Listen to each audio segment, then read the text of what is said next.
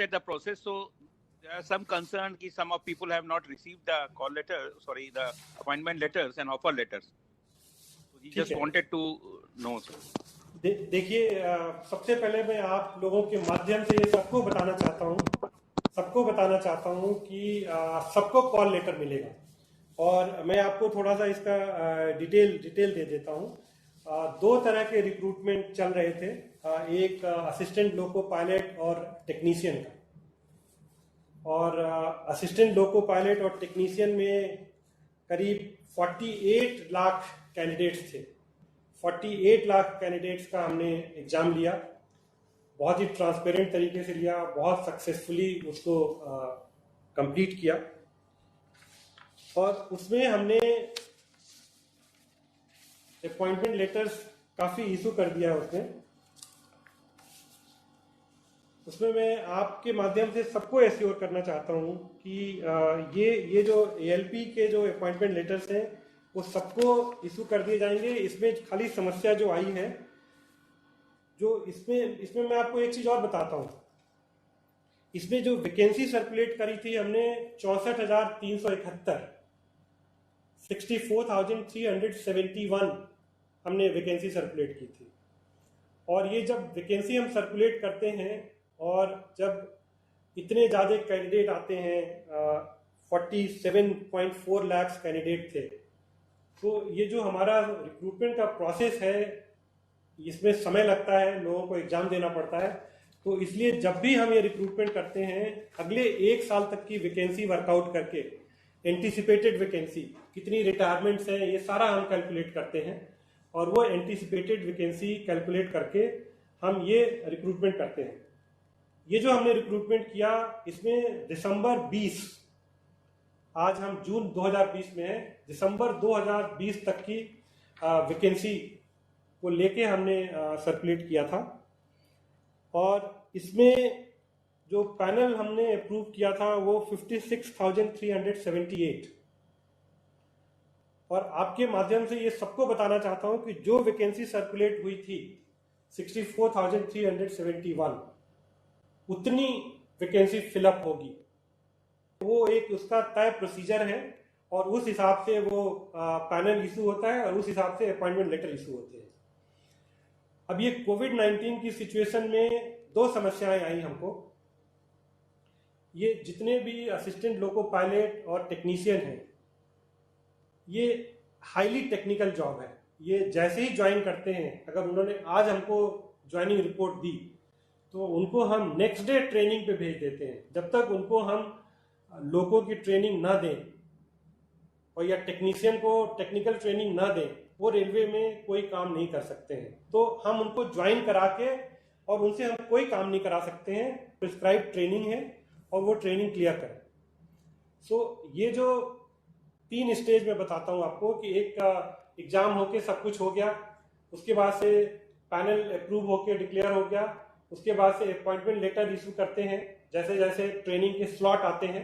Because जैसे ही उनको appointment letter issue करते हैं उनके हम ट्रेनिंग एलोकेट कर देते हैं कि आप यहाँ जाके इतने महीने की ट्रेनिंग करेंगे और ये करेंगे वो करेंगे। ये जो लॉकडाउन हुआ और ये जो कोविड-19 की सिचुएशन आई, इसमें सबको समस्या हुई। ट्रेनिंग हमको रोकना पड़ा है, ट्रेनिंग रोकनी पड़ी है और इससे ये जो सारा प्रोसेस है थोड़ा सा ये डिले हो गया। लेकिन आप लोगों के माध्यम से मैं सबको भरोसा दिलाता हूँ कि हम लोग पूरी कोशिश कर रहे हैं कोविड सिचुएशन को ध्यान में रखते हुए कैसे हम ट्रेनिंग को फिर से शुरू कर पाएँ, सोशल डिस्टेंसिंग मेंटेन करके, ऑनलाइन कुछ ट्रेनिंग मॉड्यूल डेवलप करके, क्योंकि उसमें कुछ कंपोनेंट ऐसा है जिसको कि हमको फील्ड में ट्रेनिंग देनी ही पड़ती है। उनको सर्टेन आवर्स, कुछ घंटे ऐसे होते हैं जो उनको लोगों की ड्राइविंग की ट्रेनिंग देनी होती है, सब होती है।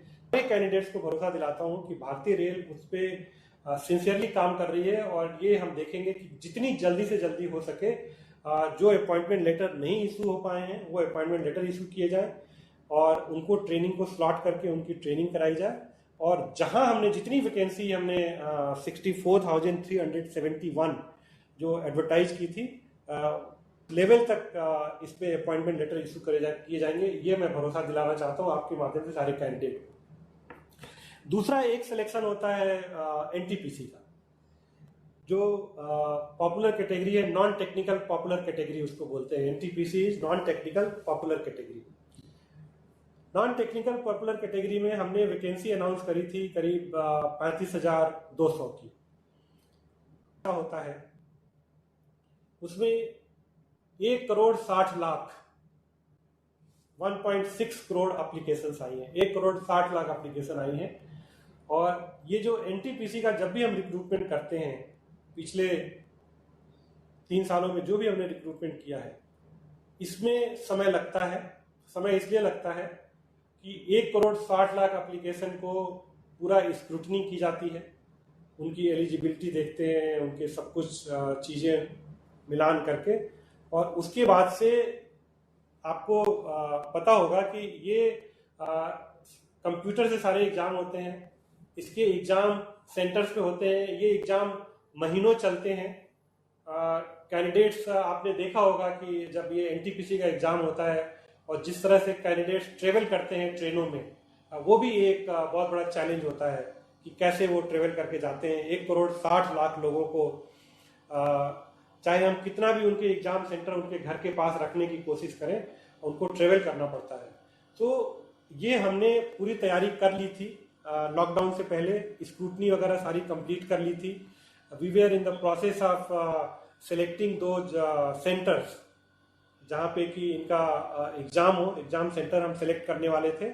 और इसके बीच में ये जो वैश्विक महामारी आ गई, बिना बताए आ गई, और वैश्विक महामारी में जिस तरह से समस्या आ गई, इस समय हम फिर से कोशिश कर रहे हैं कि कैसे जल्दी से जल्दी इसको करें। लेकिन आप मुझसे सहमत होंगे कि 1,60,00,000 लोगों का एग्ज़ाम हम शुरू करने से, जो ये कोविड की सिचुएशन है, इसको एसेस करना पड़ेगा, और उसको एसेस करने के बाद ही हम ये एग्ज़ाम कर पाएंगे।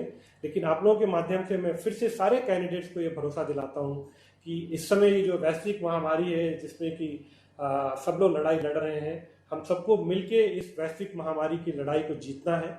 और जैसे ही स्थिति सुधरेगी, जैसे ही थोड़ा सा ये संभव होगा हमको कि एग्जाम सेंटर्स मिल जाएंगे और वो होगा, तो हम एक शेड्यूल